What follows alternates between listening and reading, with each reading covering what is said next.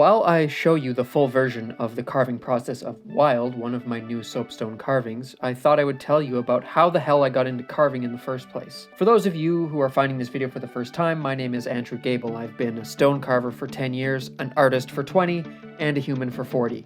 And before that, well, who knows? Maybe I was you in another life. Anyways, first of all, before I ever touched a stone, I studied painting and drawing formally at art college and tried to make it as an artist in my 20s. I could make art, but I was also still very much learning who I was and developing my own self-confidence and trust, and just overall ability to not care so much what other people thought. Also, I had no interest in money, and wouldn't you know it, I sold very little art. I had actually given up doing art in my late 20s. For a long time, I refused to get a normal job to the point where this idea of a normal job actually started to have some power over me. I always just wanted to be an artist and make money with my art, and honestly, that was my total business plan.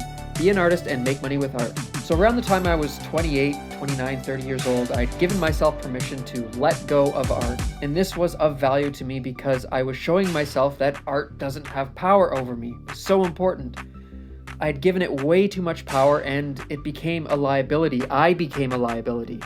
So in letting it go, I actually began to realize that I, the self, is in fact more important than the art. Where before I had it the other way around. I put art before I even put myself. So during this time of letting art go, I just decided that I wouldn't be an artist, or that I wouldn't make being an artist so important, and I allowed myself to do and focus on other things. Of course, I continued to draw and paint because I did enjoy creating art, but my starting point was way different. I wasn't possessed by it. Also during this time, I started learning about sales, which I became quite interested in as a way to empower myself financially in the world. So I was jumping around a bit during this time, trying different jobs out, exploring different possibilities of how I could create a new purpose for myself in this world, and I found myself one evening sitting at a local Starbucks, using their internet connection and perusing the classified ads. I came across an ad for a gallery looking to hire stone carvers. I connected with the gallery and was introduced to the process of stone carving. It was pretty straightforward. Create wildlife carvings with a focus on bears and put them in the gallery for sale. I would get a cut of each sale, and I would get a commission on a sale if I was the one who actually sold the piece. Alongside carving, I would spend a day or two a week in the gallery trying my hand at selling my work and selling the work of other artists. So here's where my newfound interest in sales came in. I was actually super keen on spending time on the gallery floor developing my ability to sell my art, and also just to connect and interact with collectors and eventually people who were purchasing my work.